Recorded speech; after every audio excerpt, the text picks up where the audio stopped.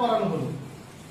Add করানোর পর কাস্টমারের সাথে সেটা কাস্টমার জানলো যে না এটা একটা প্রোডাক্ট যেটা ইউজ করলে এত বড় সেলিব্রিটি বলছে কথাটা, তার মানে নিশ্চয় সত্যি।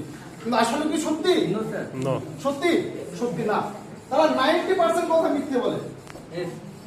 শাহরুখ খান বলছে যে নিরলাক রং লাগাও, ওটা ঘর উজ্জ্বল হয়ে যাবে। ও কি নিরলাক রং আদৌ লাগিয়েছে আমরা জানি না, জানি না। তো এখানে 90% কথা মিথ্যে হয়, তারপরেও কিন্তু আমরা অন্ধভাবে বিশ্বাস করি এবং সেই প্রোডাক্ট নেওয়ার জন্য আমরা দোকানে যাই। তো সব মিলিয়ে এখানে আবার প্রথমে ফিরে যাই, তাহলে 5 টাকা লাগছে কোম্পানির কাছে, কোম্পানি 5 টাকা দিচ্ছি, 5 টাকা লাভে, তাহলে টোটাল এখানে হচ্ছে 55 টাকা দিয়ে মার্কেটে ছাড়ছি। 55 টাকা নিজের কাছে থেকে মার্কেটে ছাড়ছি এবং সেটা আমরা কিনছি 100 টাকায়, তাই তো? 100 টাকা থেকে এবার এই 55 টাকার প্রোডাক্ট আমরা 100 টাকায় পাচ্ছি। তাহলে মিডিলে কত থাকছে? তাহলে মিডিলে যদি থাকে 55 মাইনাস করতে, তাহলে মিডিলে কত থাকছে? 45 টাকা। তাহলে 45 টাকা কোথায় যাচ্ছে? এই যে মিডলম্যান, এই যে মিডলম্যান, এই যে ডিলার, এই যে হোলসেলার, এই যে রিটেলার, এই যে অ্যাড, এটা কিন্তু কোম্পানি নিজে দিচ্ছে না। এই টাকাগুলো কিন্তু কাস্টমারের কাছ থেকেই কোম্পানি কিন্তু উসুল করে নিচ্ছে এবং এই টাকায় একজন যে অ্যাড করছে শাহরুখ খানকে দিচ্ছে, যে ডিলার তাকে দিচ্ছে, যে হোলসেলার তাকে দিচ্ছে, যে রিটেলার তাকে দিচ্ছে। কিন্তু এখানে কাস্টমার কিন্তু কষ্ট করে মরছে, তাই তো নাকি? কাস্টমার কষ্ট করে মরছে তো নাকি?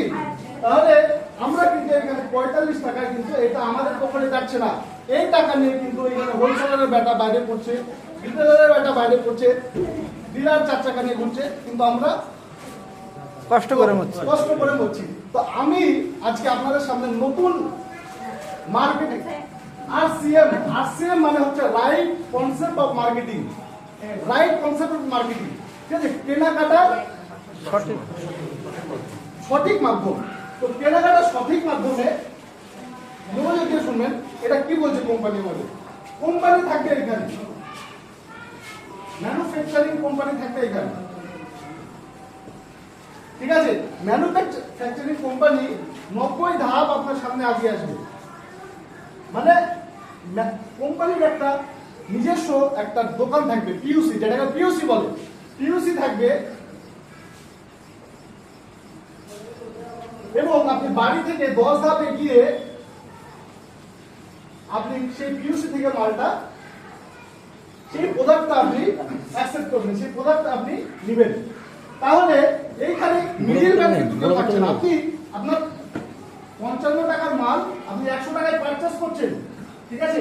পারচেজ করছেন 100 টাকায়, কিন্তু এখানে মিডিলে যে টাকাটা থাকছে আর কি,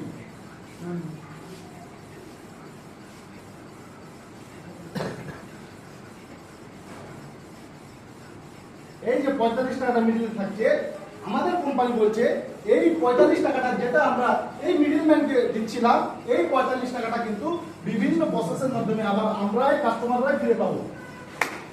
তাহলে আপনারা বলেন, যদি 45 টাকা আপনি এখানে মিডলম্যানকে দিয়ে কষ্টে মরেন কাস্টমার হয়ে, আর এইখানে যদি 45 টাকা আপনি এইখানে কেনাকাটার মাধ্যমে আপনি আবার আপনার অ্যাকাউন্টে ফেরত পান, তাহলে আপনি কোন মার্কেটে আপনার বাজার করবেন? এই ডাইরেক্ট সেলিং মার্কেটে, ডিএসএম, না এই ট্র্যাডিশনাল মার্কেটে? ডিএসএম। কোন মার্কেটে? সবাই বলবেন, নতুনরা একটু বলবেন, কোন মার্কেটে তাহলে বাজার করবেন? ডিএসএম অবশ্যই। এখানে দেখেন, এখানে টাকা নিতে traditional market, right concept market, এখানে কিন্তু ভাগ করে দেওয়া আছে। এখানে বলছে ডবল রেট। প্রথমত ট্র্যাডিশনাল মার্কেটে আমরা যে কোনো প্রোডাক্ট কিনি ডবল রেটে কিনি, তাই তো নাকি? এখানে দেখলাম তো এই তো 50, 55 থেকে 100 তে